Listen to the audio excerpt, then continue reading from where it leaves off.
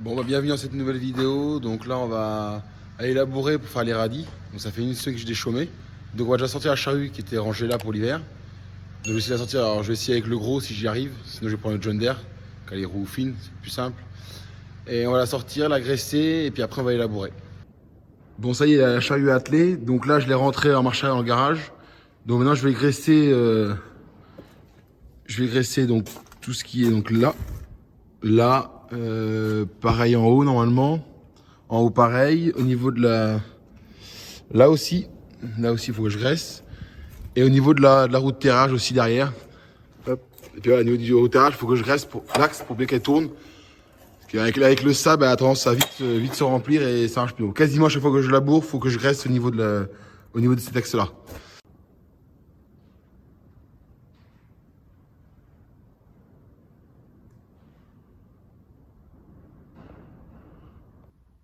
Donc c'est une charrue Huard 4 corps. Donc je l'ai acheté d'occasion il y a 2 ans. Donc l'année dernière j'ai changé toutes les pointes qui sont là. Et puis tout ce qui est là et là il me semble. Voilà, toutes les pièces. Là on peut voir que la pièce là elle est bien. Il y a de la graisse. Hein. Elle a été graissée cet hiver. Donc là elle est bien lisse. Et là il y a un trou. Là, vous voyez que je bute là. Parce que là, cette pièce là elle est usée et celle-là elle n'est plus du tout usée, elle a été changée. Et puis devant évidemment toujours le Maxxum. Bon allez, là je la graisse et puis après on va au champ. Donc là ça y est, j'ai commencé à laborer, j'ai quasiment labouré la qualité, je vais labourer que ça pour l'instant. Donc il y a la moitié du champ fait à peine la moitié. Là je vais semer dans une semaine parce qu'il faut que le terrain il se réchauffe. Donc je vais vous montrer un peu la charrue comment qu'elle est et puis le terrain. Donc là voilà la charrue. Donc là elle est enfoncée, donc ce qu'il faut c'est comme le Canadien. Il faut que tout l'axe de la charrue soit horizontal au sol. Et donc là on peut voir le sol une fois qu'il est labouré. Donc vous voyez c'est vachement humide. Donc là c'est du sable, un peu de sable noir. Ça va bien nous servir ce terrain là, surtout au mois de juin et juillet. Parce qu'il va beaucoup moins sécher pour les radis. Et donc beaucoup moins attraper de gale. Donc là on se retrouve en cabine. Et je voudrais vous montrer aussi ce que je vous ai expliqué dans la vidéo des chômages que j'ai fait la semaine dernière.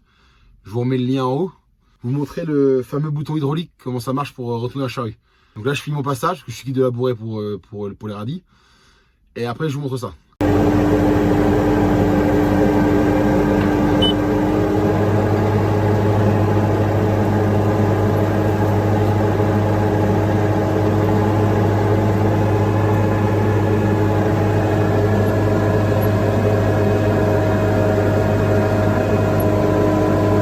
Donc ce que je vous montrais l'autre jour par rapport à l'hydraulique, c'est le bouton qui se situe là. Donc là on peut regarder la charrue. Donc là la roue elle est sur la gauche. Et donc là je vais appuyer un coup. Hop. Là j'appuie plus hein. Et là elle retourne. Donc vous voyez l'hydraulique est vraiment réglée pour que la charrue se retourne. Et après s'arrêter sans que j'appuie. Bon donc maintenant que je suis quitte de labourer, je vais rentrer au garage, la nettoyer. Et après on prend le déchaumeur pour aller faire un petit champ qui est à côté du garage où il y aura de l'orge. Et du coup j'ai vidé un peu la fosse hier du poireau. Et du coup je vais aller le goder parce que c'est le champ où je vais, c'est le champ où je vide le sable justement. Donc je m'en vais enlever les tas de sable, les étaler pour pouvoir déchaumer. Bon ça y est, je suis arrivé au garage, donc j'ai mis la charrue auprès de la fosse. Et j'ai le Karcher qui est juste là. Et puis après je vais la dételer dans le fond. Bon ça y est, la machine est propre, j'en ai partout. Donc j'en vais déchaumer et pour moi je vous retrouve sûrement la semaine prochaine pour le semis de radis.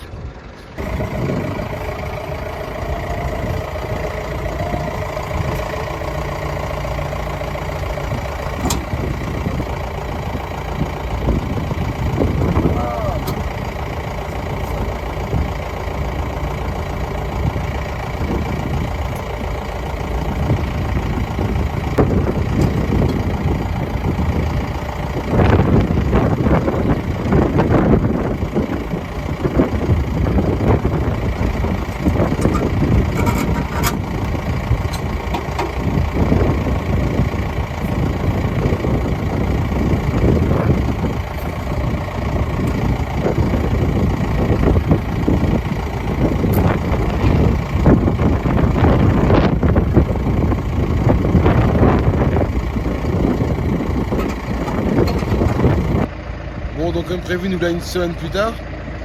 Donc je vais atteler le roto. Donc là je vais prendre le petit roto. Donc je vous montre les rotos et puis après on s'en va au champ. Donc là c'est le petit roto Kuhn. Et à côté on a le Howard. Donc il est un peu plus large. Et à la base j'avais acheté ce roto là. Au tout début je faisais pas de poireaux. J'avais acheté ce roto là, ça faisait du très bon travail, c'est pas le problème. Mais quand j'ai fait du poireau, j'ai racheté l'équipement à un producteur, j'ai racheté son roto avec. Donc c'est un roto, il fait 2,50 m de large. Alors là j'ai fait mettre des plaques. Et en fait les plaques ça permet de les mettre là. Là on dévisse ça et puis après on les met là. On les coule dedans et on les resserre et ça permet de, entre chaque passage, d'enlever la petite butte de sable qui se forme. Comme ça on a un terrain qui est bien lisse. Donc là j'ai pris le 6100M qui est devant. Parce que je peux prendre le 690 qui est là-bas, qui est hacké. Mais bon j'ai envie de faire travailler un peu ce tracteur là. Il y a aussi des roues sur les côtés. Des roues d'avant, on va se gripper. Il y a des roues là aussi de chaque côté. Une là et puis une qui va se situer à l'autre bout là-bas, là-bas.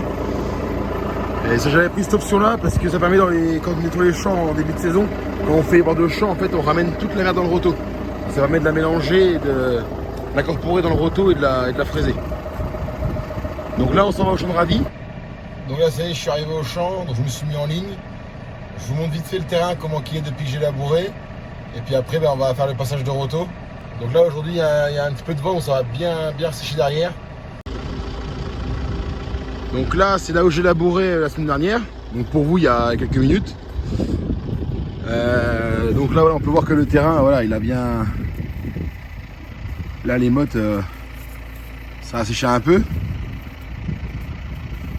Donc là avec le roto le but ça va être de lisser le terrain et de casser toutes ces mottes là. Je passe dans le milieu, je fais pas le bord du champ parce qu'avec la haie ça va être plus abrité, plus à l'ombre et donc le terrain risque d'être un peu plus froid et comme on est encore au mois de mars donc si j'ai pris le John Deere qui est en roue étroite c'est parce que je vais faire la planche aussitôt parce qu'après je vais pas en venir sur mon tracteur. Je sème avec un semoir à main donc je vais vous montrer, c'est le semoir de mon grand-père que j'ai récupéré et qui me sert tous les ans pour semer les radis. Donc là on va mettre la prise de force en route. Là ça y est. Donc là on est au ralenti. Alors on va pas grand chose ce tracteur là.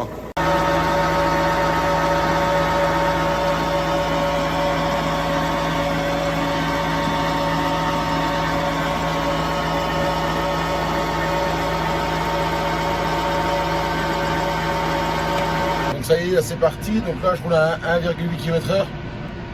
Le roto il a 480 tours minutes. Donc là je vais descendre vous montrer le travail que ça fait. Donc là je vais l'arrêter. Je vais arrêter la prise de force. Hop. On va mettre le point mort. Donc là voilà le travail que ça fait. Donc là voilà le travail. Et donc le roto, toujours pareil. Toujours l'outil droit par rapport au sol. Donc pour ce faire, pour cette plaque qui est là, le plat qui est là en fait, le plat qui est là, il faut que ça soit près parallèle au sol. Donc là on peut voir le boulot des disques. Ouais, ce n'est pas sur le bord du champ. On peut voir que les disques qui vont ramener le sable dedans. Et le but c'est de faire, alors là je suis peut-être un peu trop bas, mais le but devant il faut que ça boule un peu. Et derrière on a les plaques. Et donc là on peut voir avec le ressort, voilà. Normalement le ressort il vient se coller contre le boulon. Et là il n'y est plus parce qu'en fait c'est la plaque qui est derrière. C'est toute la plaque, il y a deux plaques avec deux ressorts. Voilà, deux plaques. Et ça permet de tasser le derrière, ça retasse un peu le sol. Bon pas trop non plus, hein, c'est pas non plus, voilà. C'est juste assez. Ça permet d'avoir un terrain bien lisse pour pouvoir semer. Si je mets la plaque qui est là, je la mets là, ça va m'enlever toute la butte qui est là, ça va me l'enlever. Ça va me la lisser aussi. Si admettons je faisais plusieurs passages, quand je repasserai de l'autre côté, ça me permettrait d'enlever la butte. Entre ce passage de roto qui est là et le passage de roto qui est à côté. Donc là ça y est, j'ai fini de faire mon passage de roto. Donc là maintenant je trace la planche comme je vous disais. Et donc là je voulais vous montrer, c'est là que je me suis arrêté. Je me suis arrêté là pour vous montrer le roto. Donc on voit la différence avec le trait. Et on peut voir la différence déjà avant et après. Donc là ça a commencé à refleurir. Je sais pas si on arrive à voir vraiment la différence. On arrive à avoir deux couleurs différentes. Voilà, là et là. En fait ça ressèche, hein. Le dessus il ressèche. Puis voilà, après vous voyez, pas du tout la même couleur. Si je me mets au milieu, c'est vraiment deux couleurs différentes. Vous voyez, ça va être fait. Et puis là, un tout petit peu avant. Je sais pas si on arrive vraiment bien à voir. Et donc le but, c'est que ça fleurisse un peu. Donc là, la saison, je vais le laisser au moins, je pense, 1 heure ou 2. Bien, séché entre guillemets. Donc là, j'entre au garage, je dételle mon roto. Et puis je vous retrouve quand je m'en vais pour semer. Bon, bah ça y est, nous l'arrivée au champ de radis, pas encore, mais presque. Donc le terrain, ça fait il y a 2 heures. Donc je vais vous montrer le terrain. Donc là, vous voyez, voilà, il y a une belle couche, ça a bien séché. Donc là, maintenant, je vais vous montrer le semoir. Et puis j'ai repris mon bouquet la dernière pour savoir la distance que je dois semer. Donc il y a même pas une planche, une bonne demi-planche, je pense. Donc voilà le semoir. Donc tout simple, une roue avec un engrenage qui se situe voilà, là, qui fait tourner la barre qui est là, et du coup dedans, donc là il y a les graines de radis la dernière qui sont restées, et dedans, évidemment on va pas pouvoir voir, on a une barre là qui tourne et qui permet de faire descendre les graines. Et ça s'ouvre avec cette petite barre là, donc vers l'avant je l'ouvre, vers l'arrière je le ferme. On a aussi, ça je m'en sers pas, mais ça permet de faire un traceur. Donc en fait on le pose. Bon évidemment il y a celle qui m'emmerde.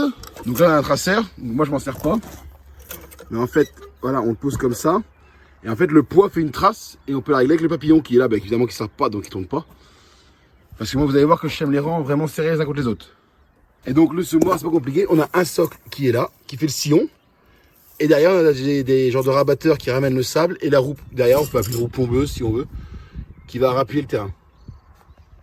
Donc voilà, ça c'est le semoir de mon grand-père que j'utilise. Et donc là on a les semences, donc ça c'est du radis rouge. Et là on a des radis roses. Donc on a celle-là, et on a aussi celle-là, c'est pas la même couleur. Simplement parce que c'est pas le même lot. Mais bon on s'en revient au même au final.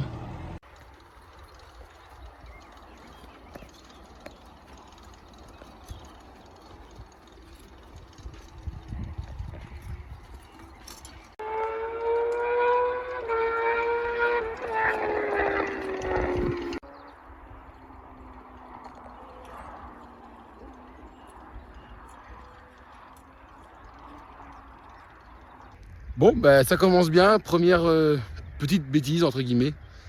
Je pensais semer du rose et j'ai semé du rouge. J'ai fait 7 rangs.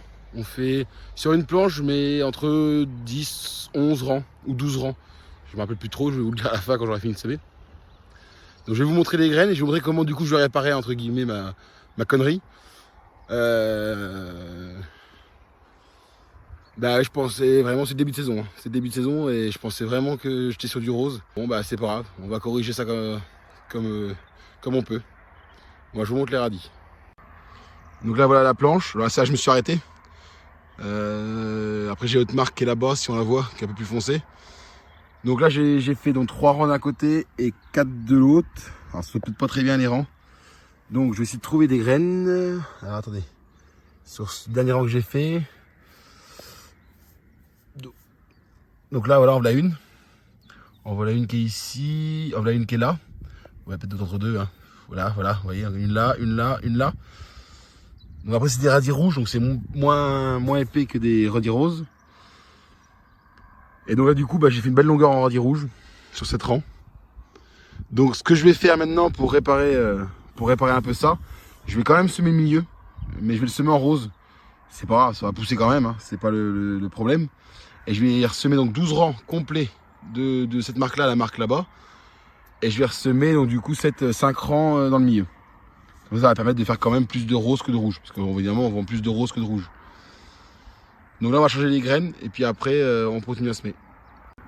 Donc là on va changer les graines. Donc ce que je vais faire pour changer les graines, c'est que je vais carrément renverser le semoir dans le bac. Là, je vais vous montrer. Il faut tenir ça. Et là, il n'y a qu'à renverser. Comment je fais?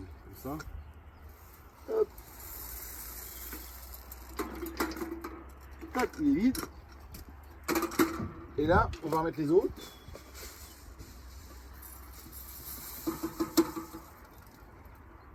Tac. Voilà, je pense à bien fermer les boîtes avec les beaux capuchons. Tac. Tac. Ouais, salut. Et là, ce qu'on va faire aussi, c'est qu'on va changer le réglage. Comme les graines sont plus grosses, donc je vais, comme je l'ai dit, lever la petite languette qui se trouve ici. Et que je me trompe pas, qu'on arrête les conneries. Faut que je pivote d'un cran. Voilà. Donc du coup, comme je vous disais, le trou va être plus petit, mais on va mettre plus épais de graines, parce que la graine est plus petite en fait. C'est une taille en dessous. Donc ça, par contre, sur ce moment-là, faut faire attention vraiment à la graine.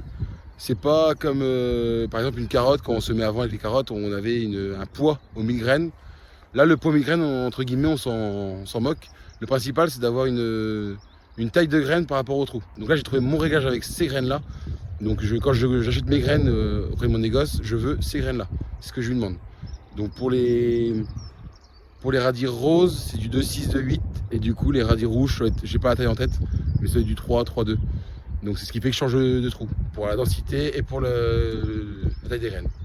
Bon, on repart semer. Donc là maintenant, ce qu'on va faire, c'est la seule intervention que j'y fais sur un radis. C'est que je vais y mettre de l'engrais. Donc c'est du nitrate de potasse. J'en mets juste au semis en fait avant de mettre le voile. Parce que derrière, on va mettre un voile. Donc l'engrais, elle se trouve ici. Hop, voilà. Donc je vais le mettre sur la planche à la main. Donc je vais mettre mes gants parce que j'ai des coupures aux mains, donc sinon ça brûle. Donc je mets l'engrais, puis après on va pouvoir rentrer. Et après je vous retrouve lundi soir, normalement on va remettre le voile, après l'épluchage du poireau. Allez, je vous dis pour moi lundi et pour vous tout à l'heure.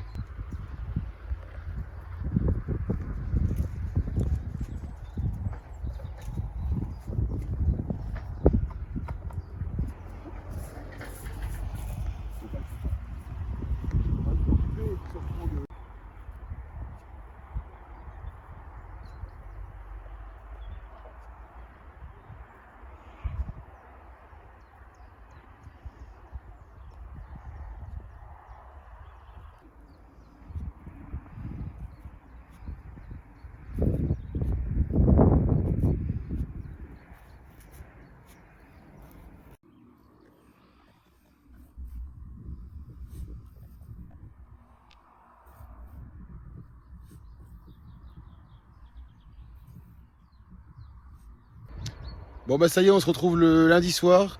Donc je vais aller chercher un rouleau de voile, donc du P19. Et donc là je vais le dérouler.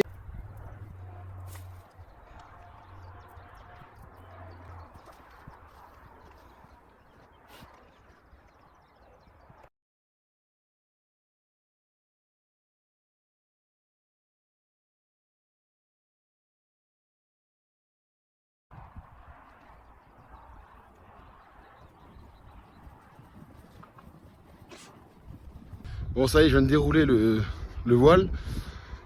Et j'ai regardé tout de suite les graines. Donc là, on est lundi, semé samedi, il y a 2 jours. Elle commence à germer. Donc je vais vous montrer. Je repars là où j'ai gratté pour vous montrer les premiers germes des radis. Donc là, on est sur du radis rouge. Et puis là, du coup, les germes sortis. Tout à l'heure, j'en ai gratté, le germe n'était pas là, mais là, il est là. Donc là, ça va le faire malgré qu'à la saison qu'on est. Voilà, on est quand même sur du sable qui est déjà sec. Bon, alors la graine a encore l'humidité. Ça va permettre de lever. Ça va lui permettre de lever, mais c'est déjà bien juste. Je pense qu'on va pas être longtemps à mettre l'arrosage. Surtout que j'annonce pas d'eau dans les 15 jours qui arrivent. Donc on va venir monter une ligne, je pense, dans la semaine pour être prêt à arroser. Donc là maintenant je vais couper le voile. Je l'ai mis aux 3/4 de la planche. Alors j'hésitais entre la mettre complète ou juste au niveau des radis. J'ai fait 10 mètres de plus parce que la premier semis j'ai fait un peu moins long. Comme le démarrage est toujours un peu plus lent, on fera plus long le prochain coup. Donc là je vais couper le voile et on va mettre le voile sur la planche. Je vais pas vous le filmer parce qu'on est que 2 pour le mettre, donc ça va pas être facile. Bon bah ça y est, le voile est mis, ça nous a pris 10 minutes, même pas. Donc le voile, je voulais vous dire aussi, tous les ans je vais acheter un nouveau rouleau. Tout simplement parce qu'en fait ce voile que je viens de mettre là, il va servir jusqu'au mois de juillet, voire même à août. Donc on va le mettre au moins 3 fois dans la saison. Donc à force de le mettre et de l'enlever, ça se casse. Donc je ne peux pas réutiliser sur 2 ans d'affilée, c'est rare. Donc maintenant que c'est couvert, on ne va plus rien faire sur le radis, si ce n'est d'être l'arroser si vraiment c'est sec. Donc maintenant ce que je vais faire, c'est que je vais ramener le rouleau. Et aussi pour le voile, j'ai acheté un 10,50 m. Ça me fait 6 planches et demie, je fais 1,60 m d'empattement. Donc ça permet de faire 6 planches.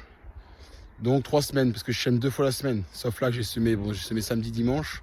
Je vais ressemer que vendredi, mais sinon je sème tous les mardis et tous les vendredis ou samedis. Et ça me prend aussi une demi-ligne d'arrosage. C'est-à-dire qu'un côté d'arrosage va me prendre les 6 planches. Donc une ligne d'arrosage va me prendre 2 voiles. 6 à droite, 6 à gauche. Et là aussi, ce qui va être compliqué aussi à la saison, c'est qu'on est le 20 mars. Et je dois commencer à semer les radis. Normalement, début avril, on sème les carottes. Et on doit aussi toujours finir la saison. Donc récolter les carottes qui restent et le poireau, qui vont emmener jusqu'au 20, voire fin avril. Donc ça va falloir mélanger les semis, la récolte. Je dois aussi semer mon orge. J'espère pouvoir le faire le week-end prochain. Donc là, je m'en vais, voilà, il est presque 6 heures. Je vais mettre le voile. Et là, maintenant, je m'en vais déchaumer un champ pour pouvoir le labourer dans la semaine et le semer, j'espère, comme je viens de vous dire, au week-end. Donc ça fait pas mal de boulot en ce moment.